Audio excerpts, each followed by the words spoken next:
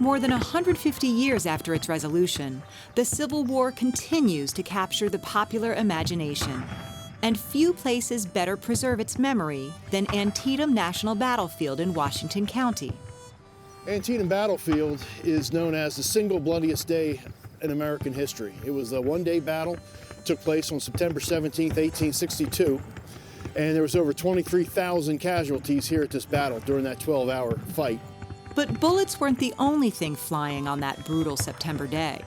The fruit from a nearby apple orchard was also caught in the crossfire. So we're at the Antietam Battlefield in the Piper Orchard, which was an orchard that was here during the time of the Civil War. It was the largest orchard we had here in Sharpsburg. It was also, we believe, a commercial orchard. And during the Battle of Antietam, some of the heaviest fighting took place right around where we are.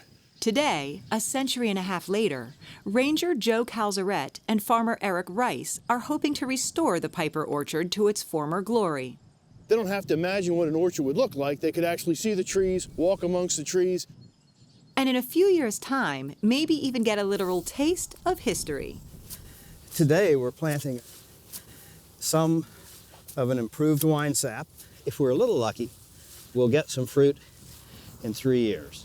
Like many of the other trees Eric and Joe have planted here, these wine saps were chosen in part for historical accuracy. They're a heritage variety, meaning they've been around for hundreds of years, but you probably won't find them in your local grocery store. And they're a little bit different from your standard galas and Honeycrisps. As American tastes have progressed in the last 100 years, we have moved to sweeter tasting fruit, and in the course of doing that have lost some of the acid and most of the tannin. And so the heritage apples still have some of those properties.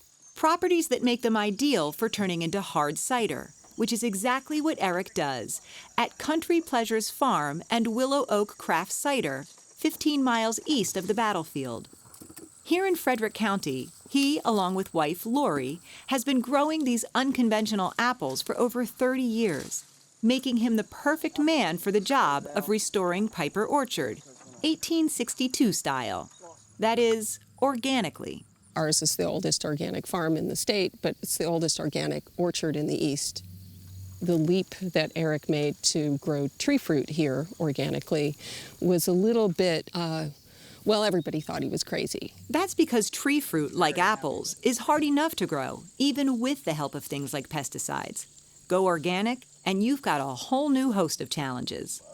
This is what we have to contend with in organic orchards. We get a lot of bee damage when things get really ripe. Lots of times we have to be careful about not getting the back end of a bee into the front of our hand as we're actually picking.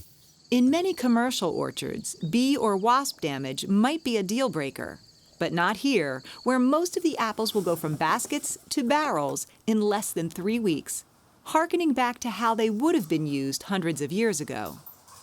This apple is called a Spitzenberg. It's an apple that Mr. Jefferson grew at Monticello and that he actually used in his cider and distillery operation there. The apples grown at Antietam will also eventually be used for cider, either produced here at Willow Oak or by Millstone Cellars in Baltimore County. But as with the apples, this isn't your grocery store cider. Our ciders end up being much more like a dry white wine than the typical commercial cider that you find. They're also chock full of history. All of the heritage apples grown here have their own unique stories to tell. This apple's called a golden russet. So this is the oldest American apple. Probably some Dutch settler brought a seed with him from Holland and planted trees, and this is what we got. And keeping those stories alive is one of the driving forces behind Willow Oak.